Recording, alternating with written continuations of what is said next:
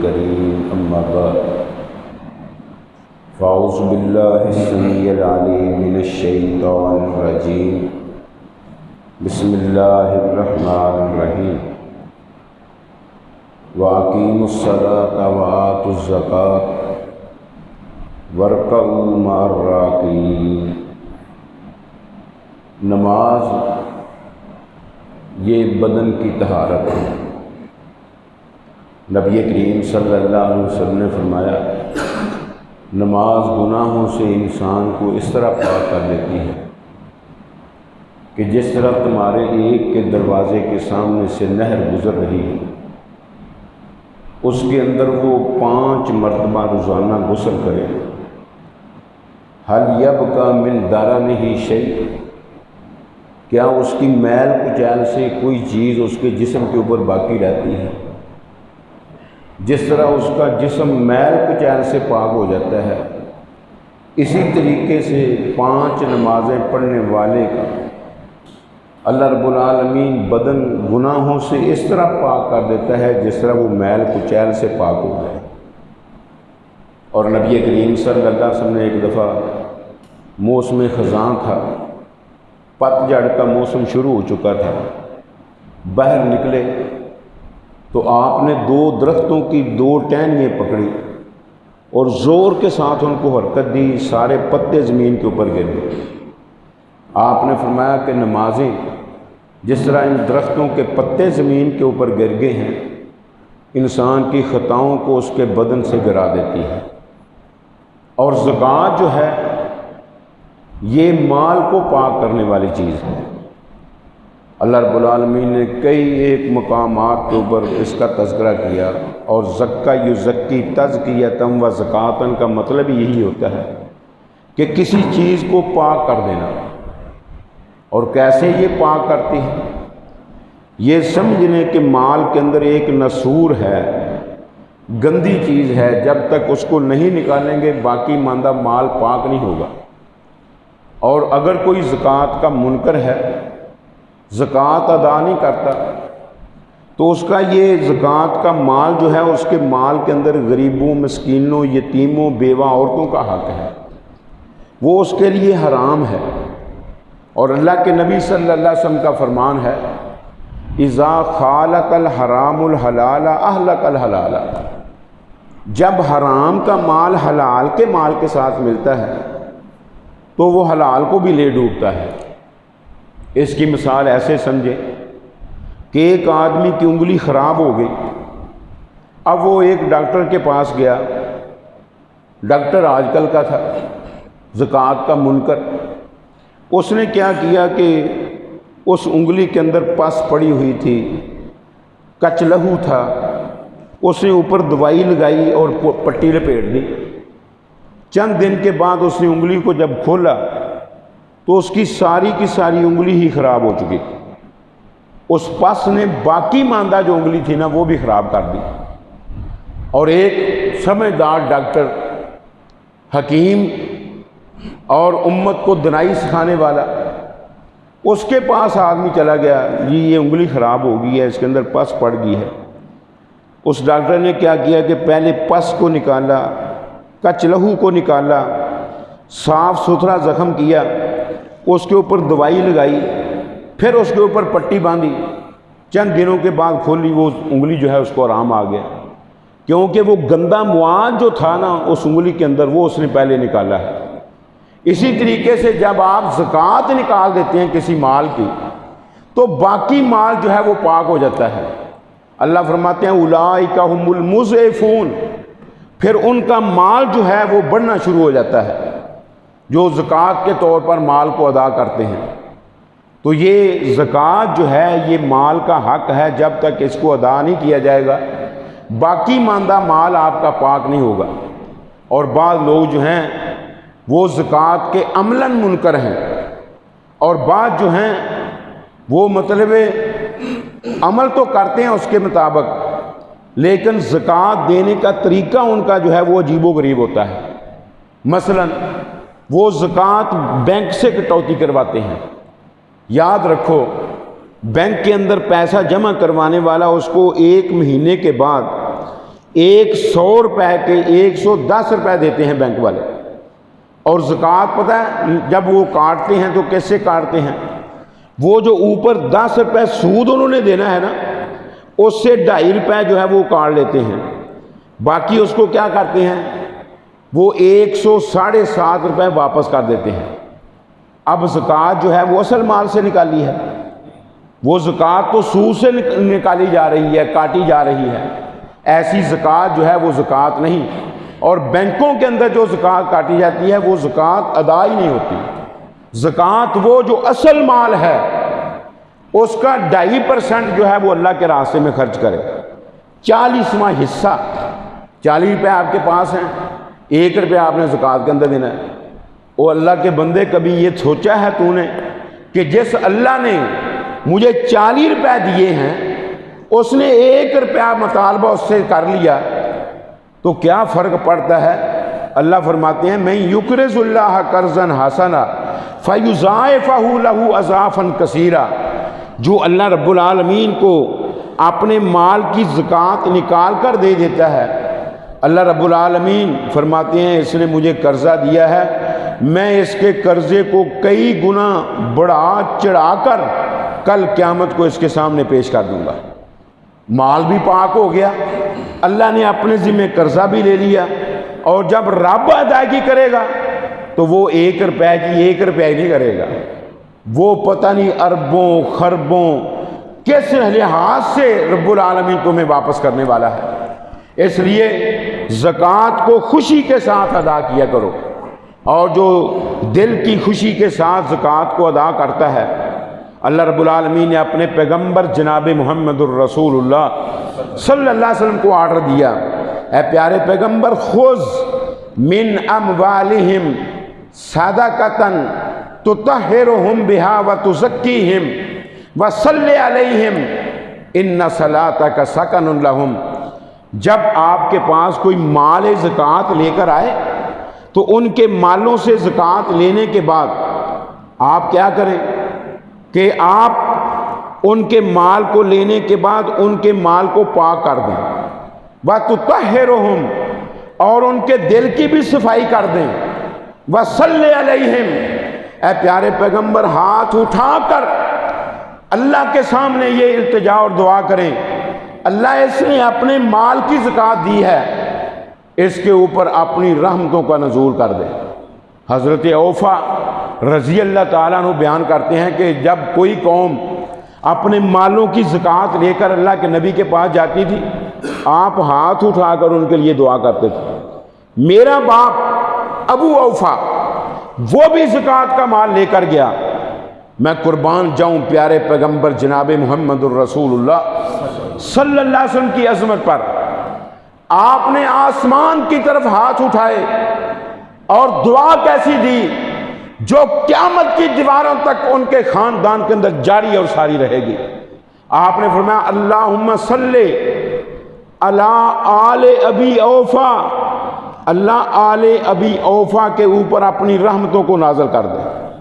بھی آل ابی اوفا قیامت کی دیواروں تک آئے گی، یہ نہیں آئے گی، خاندان قیامت کی دیواروں تک چلے گا۔ اور میں قربان جاؤں نبی کی عظمت پر، پیغمبر نے قیامت کی دیواروں تک کے لیے ان کے لیے دعا کر دی کہ جتنے بھی آل ابی اوفا کے اندر اللہ افراد پیدا ہونے والے ہیں قیامت کی دیواروں تک، ان کے اوپر اپنی رحمت کا نزول کر دے۔ اور جس کے لیے پیارے پیغمبر جناب محمد الرسول اللہ صلی اللہ علیہ وسلم رحمت کی دعا کر دیں، اس کی قسمت کے کیا کہنے اور اس کے نصیبے کے کیا کہنے کہ انہوں نے دعا رحمت کی کس سے لے لی؟ امام کل کائنات جناب محمد الرسول اللہ صلی اللہ علیہ وسلم سے۔ اور یاد رکھو، جس طرح نماز کا منکر کافر واجب القتل ہے، اسی طریقے سے زکوٰۃ کا منکر بھی کافر اور واجب القتل ہے۔ وجہ یہ ہے کہ اللہ رب العالمین نے جہاں نماز کا آرڈر دیا ہے وہاں زکوٰۃ کا بھی آرڈر دیا ہے۔ جب اللہ کے پیارے پیغمبر دنیا سے چلے گئے، حضرت ابو بکر صدیق خلیفہ نامزد ہوئے۔ کافر من کافر من العرب، عرب کے لوگوں میں سے جس نے بھی کیا انکار اس نے انکار کر دیا، حتیٰ کہ کچھ لوگوں نے کہا ہم زکوٰۃ ادا نہیں کریں گے۔ حضرت ابوبکر صدیق رضی اللہ تعالیٰ عنہ وہ اٹھے اور کیا کہتے ہیں، لَأُقَاتِلَنَّ مَنْ فَرَّقَ بَيْنَ الصَّلَاةِ وَالزَّكَاةِ، میں ان لوگوں کے ساتھ لڑائی لڑوں گا جو زکوٰۃ اور نماز کے درمیان فرق کریں گے، جو کہتے ہیں نماز پڑھیں گے زکوٰۃ نہیں دیں گے، میں ابو بکر ان کے ساتھ مقابلہ کروں گا۔ جرنیل اسلام عمر بن خطاب رضی اللہ تعالیٰ کو پتہ چلا، کہنے لگے کیف تقاتل من قال لا الہ الا اللہ وقد قال رسول اللہ صلی اللہ علیہ وسلم من قال لا الہ الا اللہ عصم منی دمہ ومالہ وعرضہ الا بحق الاسلام۔ آپ ان کے ساتھ کیسے لڑائی کریں گے جنہوں نے لا الہ الا اللہ کہہ دیا ہے؟ حالانکہ اللہ کے نبی کا فرمان ہے جو اپنی زبان سے لا الہ الا اللہ کہتا ہے اس نے مجھ سے اپنے جان کو بھی بچا لیا، اس نے مجھ سے اپنے مال کو بھی بچا لیا، اس نے اپنی عزت آبرو کو بھی بچا لیا، الا بحق الاسلام، ہاں اسلام کے حق کے ساتھ ہم اس کو پکڑیں گے۔ اگر وہ کسی کو قتل کرتا ہے اس کے عوض میں اس کو قتل کیا جائے گا۔ اور دوسرے وجہ کیا ہے کہ وہ دین سے مرتد ہو جائے پھر بھی اس کو قتل کیا جائے گا، شادی شدہ ہو کر زنا کرے پھر بھی قتل کیا جائے گا، اس کے علاوہ اس کے ساتھ لڑائی نہیں کی جائے گی۔ حضرت ابوبکر صدیق پھر بولے، کہتے ہیں ہو جو نماز اور زکوٰۃ کے درمیان فرق کرے گا عمر، میں اس کے ساتھ لڑائی کروں گا اور اسلام کا حق اس سے میں وصول کروں گا، حتیٰ کہ اگر وہ اونٹ کا گھٹنا باندھنے والی رسی جس کو اللہ کے نبی کے سامنے وہ ادا کرتے تھے، یہ رسی بھی اگر ادا نہیں کریں گے پھر میں لڑائی کروں گا۔ حضرت عمر بار بار وہ بات کرتے رہے، ابوبکر صدیق وہ بات کرتے رہے، اور اللہ میرے نے نماز کو زکوٰۃ کو اکٹھا نازل کیا، میرے پیغمبر نے اکٹھا ان کے اوپر عمل کیا اور کروایا، اور جاتی دفعہ کتاب و سنت کی تبلیغ کر کے گئے، نماز زکوٰۃ کی پابندی کا متعلق ہم کو کہہ کر گئے، جو بھی نماز اور زکوٰۃ کے درمیان فرق کرے گا میں لڑائی لڑوں گا۔ حضرت عمر کہتے ہیں ابوبکر صدیق کے اصرار کی وجہ سے اللہ نے میرا بھی اس چیز کے لیے سینہ کھول دیا جس کے لیے ابوبکر صدیق کا سینہ کھولا تھا، کہ جو نماز اور زکوٰۃ کے درمیان فرق کرے گا واجب القتل ہے، وہ بھی مرتد ہے، اسلام سے خارج ہے، کافروں کی صف کے اندر شامل ہوگا۔ تو اللہ رب العالمین نے پھر عمر کو بھی موافقت کرنے والا بنا دیا، اور پوری امت کا اس کے اوپر اتفاق ہو گیا کہ جو زکوٰۃ نہیں دے گا وہ واقعی ہی واجب القتل ہے۔ اگر اسلامی حکومت ہو تو زکوٰۃ کا منکر جو ہے اس کو کبھی نہیں چھوڑا جائے گا، اس کے ساتھ لڑائی کی جائے گی۔ اور امام کل کائنات جناب محمد الرسول اللہ صلی اللہ علیہ وسلم کے پاس چند آدمی آئے یمن سے، آ کر انہوں نے گورنری کا مطالبہ کیا۔ امام کائنات نے میں جو مطالبے کے ساتھ گورنری مانگ رہا ہے وہ لوگوں کی خدمت خاک کرے گا، وہ تو اپنا الو سیدھا کرے گا۔ جو گورنری مانگتا ہے، عہدہ مانگتا ہے، اس کو عہدہ نہیں دیا جائے گا، گورنری نہیں دی جائے گی۔ ان کے اندر حضرت ابو موسیٰ اشعری رضی اللہ تعالیٰ عنہ بھی تھے، عبداللہ بن قیس جن کا نام تھا۔ امام کائنات جناب محمد رسول کو کہنے لگے اللہ کے پیارے پیغمبر میں ان کو ساتھ تو لے کر آیا ہوں، لیکن اللہ کی قسم اٹھا کر کہتا ہوں مجھے انہوں نے نہیں بتلایا کہ ہم گورنری مانگنے کے لیے جا رہے ہیں۔ امام کائنات نے فرمایا یہ تو گورنر نہیں بنیں گے، کیونکہ انہوں نے مطالبہ کر لیا، جو مطالبہ کرتا ہے ہم اس کو گورنر نہیں بناتے۔ آج کل MNA MPA دیگر عہدہ دران آپ سے مانگتے ہیں نا وزارتیں، آپ سے مانگتے ہیں نا مشاورتیں، اس لیے وہ آپ کی خدمت نہیں کرتے۔ جو مطالبے کے بعد آتا ہے وہ لوگوں کا خیال نہیں رکھتا، وہ تو اپنا خیال رکھتا ہے کہ میں نے 1 کروڑ روپیہ، میں نے 1 ارب روپیہ، میں نے 1 خرب روپیہ اس الیکشن کے اوپر خرچ کیا ہے، اس لیے کیا ہے تاکہ 7 خرب اس کا اکٹھا کروں۔ وہ تو اپنے 7 خرب کا مطالبہ لے کر آیا ہے، وہ آپ کی خدمت کرنے کے لیے نہیں آیا۔ آپ نے فرمایا ابو موسیٰ تو یمن کا گورنر ہے۔ کہنے لگے اللہ کے پیارے پیغمبر مجھے تو گورنری کرنی نہیں آتی، میں اس لیے دی ہے تاکہ تجھے کرنی آ جائے۔ ہائے میں قربان جاؤں، عبداللہ بن قیس نے، ابو موسیٰ اشعری نے اس قدر انتھک محنت کی، اور یمن کے اندر پورا یمن کا علاقہ ہی مسلمان ہو گیا، پورا یمن کا علاقہ۔ خط لکھا، اللہ کے پیارے پیغمبر پورے یمن کا نظام میں اکیلا نہیں چلا سکتا، میرا کوئی ممد، میرا کوئی معاون بھیجو۔ نبی کریم صلی اللہ علیہ وسلم خاموش ہیں، آسمان سے وحی نازل ہوئی، اس کا ممد اور معاون اگر کسی کو بنانا ہے، احکام و مسائل کے اندر سب سے زیادہ آپ کا ماہر وہ حضرت معاذ بن جبل ہے، اس کا ممد اور معاون معاذ بن جبل کو بنا دو۔ نبی کریم صلی اللہ علیہ وسلم نے معاذ کو بلایا، او معاذ تیری رب نے یمن کے اوپر ڈیوٹی لگا دی ہے، تیاری کر کے آ جا۔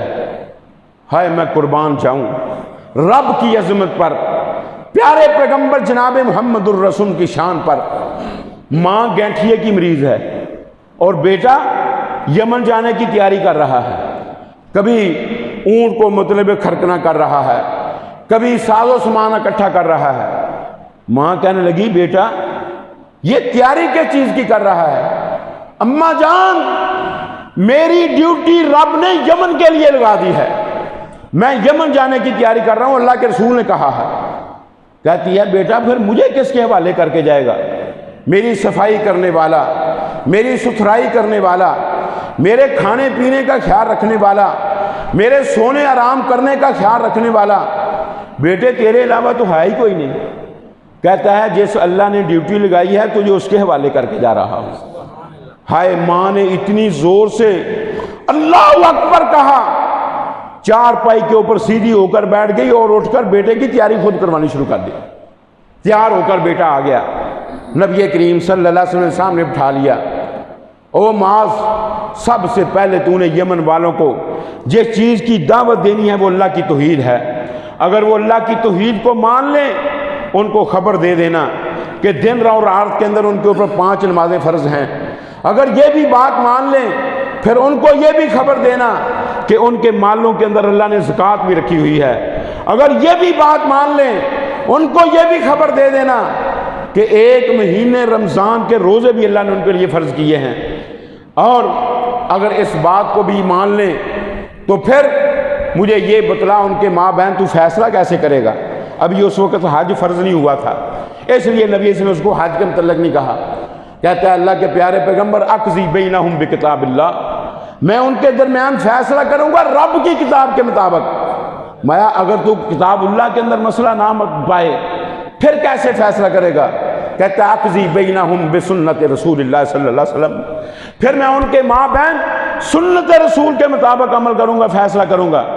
میں اگر سنت رسول بھی نہ ملے کہنے لگے اجتہد برائی، پھر اپنی رائے کے ساتھ ان کے درمیان جو ہے وہ میں فیصلہ کروں گا۔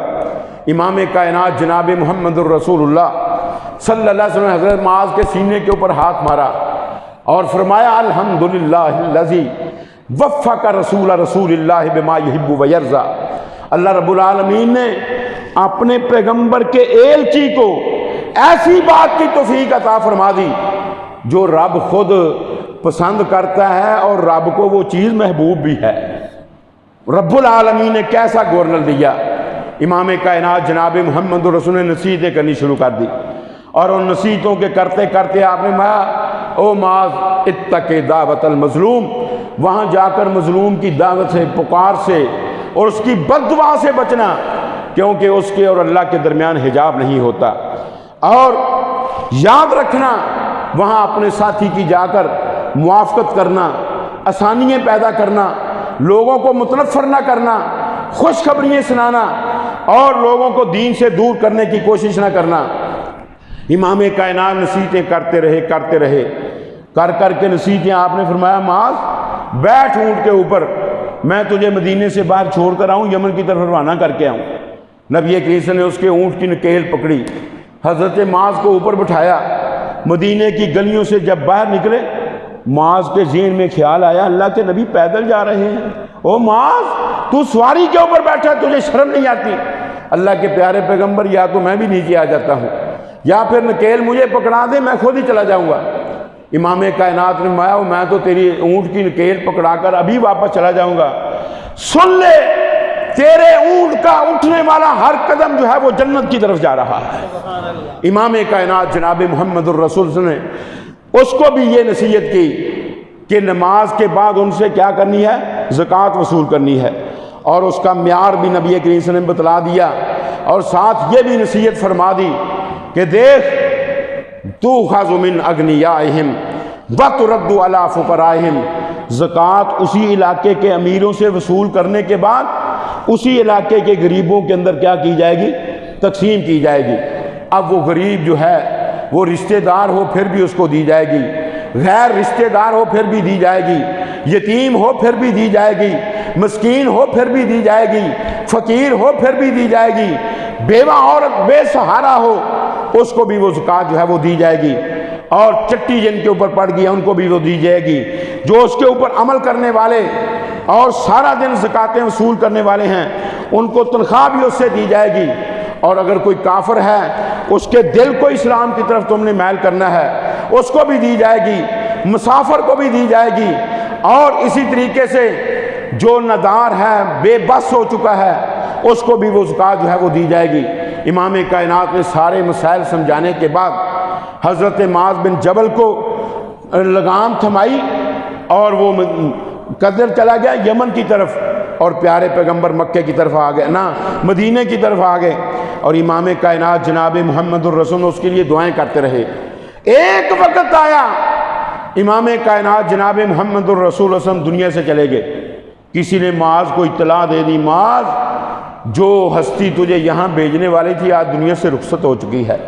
حضرت معاذ رضی اللہ تعالیٰ عنہ سارا کچھ وہ اکٹھا کرنے کے بعد کیا کیا حضرت معاذ بن جبل نے؟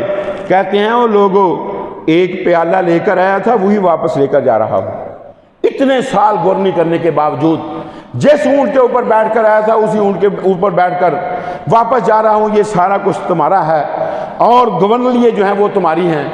لوگوں نے کہا معاذ بڑا جی لگا ہوا تھا، بڑا دل لگا ہوا تھا، کہاں چھوڑ کر جا رہا ہے؟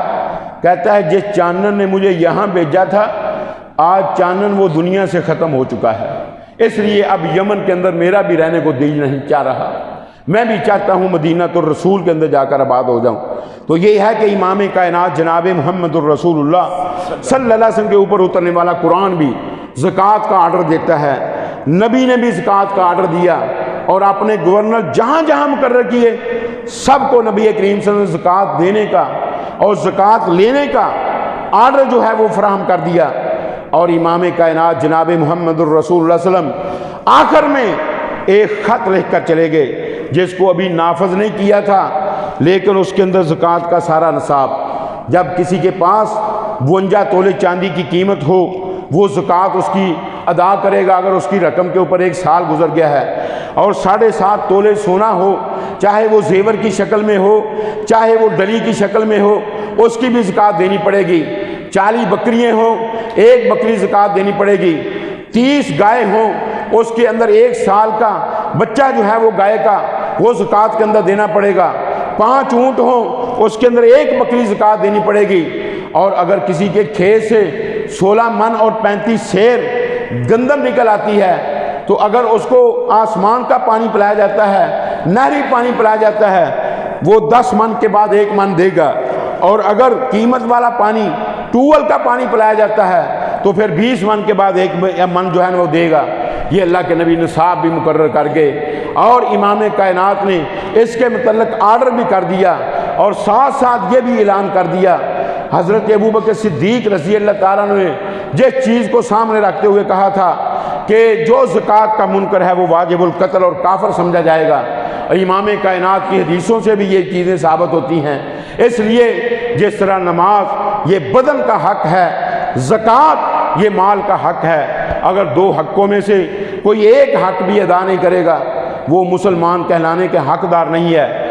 اور ایسا آدمی جو ہے وہ اگر اسلامی شرعی حکومت ہو تو وہ ایسا آدمی واجب القتل ہے۔ آج بھی اگر نظام زکوٰۃ ملک کے اوپر قوم کے اوپر مسلط کر دیا جائے، نہ غربت رہے، نہ چوری رہے، نہ ڈکیتی رہے، نہ ہیرا پھیری رہے، نہ رشوت رہے، نہ سود رہے، ہر ایک تک برابر کا کھانا جو ہے وہ پہنچائے، اور ہر ایک سکھ کا سانس بھی لے اور آرام سے روٹی بھی کھائے، لیکن ہماری حکومتوں نے بجائے اس کے کہ وہ زکوٰۃ وصول کریں، ٹیکس کے نظام جو ہیں وہ شروع کر دیے ہیں، جس کے متعلق امام کائنات نے فرمایا تھا لا يدخل الجنت صاحب مکس، جو مسلمان ہو کر مسلمان سے ٹیکس وصول کرتا ہے ایسا بدبخت جنت کی خوشبو بھی نہیں پائے گا۔ امام کائنات جناب محمد الرسول اللہ صلی اللہ علیہ وسلم نے ٹیکس کے نظام کو ختم کرنے کے بعد ٹیکس لینا ہے تو یہودی سے لو، ٹیکس لینا ہے تو وہ عیسائی سے لو، ٹیکس لینا ہے غیر مسلم سے لو جو تمہارے ملک کے اندر تمہاری حفظ و امان کے اندر رہتا ہے، مسلمان سے ٹیکس وصول کرنا جائز نہیں ہے، اور اگر کوئی کرتا ہے ایسا آدمی جو ہے وہ جنت کے اندر جانے کا حقدار نہیں ہے۔ آج بھی میں یہ اپیل بھی کرتا ہوں، التماس بھی کرتا ہوں، گزارش بھی کرتا ہوں اس ضمن میں کہ حکومتیں زکوٰۃ کا نصاب جو ہے وہ مقرر کرتے ہوئے زکوٰۃ جو ہے وہ عوام الناس سے وصول کریں، پھر دیکھنا رب العالمین کی طرف سے کتنی برکت ہوتی ہے۔ اسی لیے اللہ رب العالمین نے فرمایا یمحق اللہ الربا ویربی الصدقات، اللہ سودی کاروباروں کو ختم کر کے رکھ دیتا ہے اور زکوٰۃ والے مال کو اللہ بڑھا کر رکھ دیتا ہے۔ آج بھی اگر زکوٰۃ وصول کی جائے انشاءاللہ ملک و ملت کے اندر خیر و برکات کا نزول ہوگا۔ اللہ سے دعا ہے کہ اللہ رب العالمین ہم سب کو کتاب و سنت کی معرفت کے بعد اس کے مطابق عمل پیرا ہونے کی توفیق عطا فرمائے، جو تقاضے ہیں کتاب و سنت کے اللہ ان کو پورا کرنے کی توفیق عطا فرمائے۔ اقول قولی ھذا سبحانک اللہم و بحمدک اشہد ان لا الہ الا انت استغفرک و اتوب الیک۔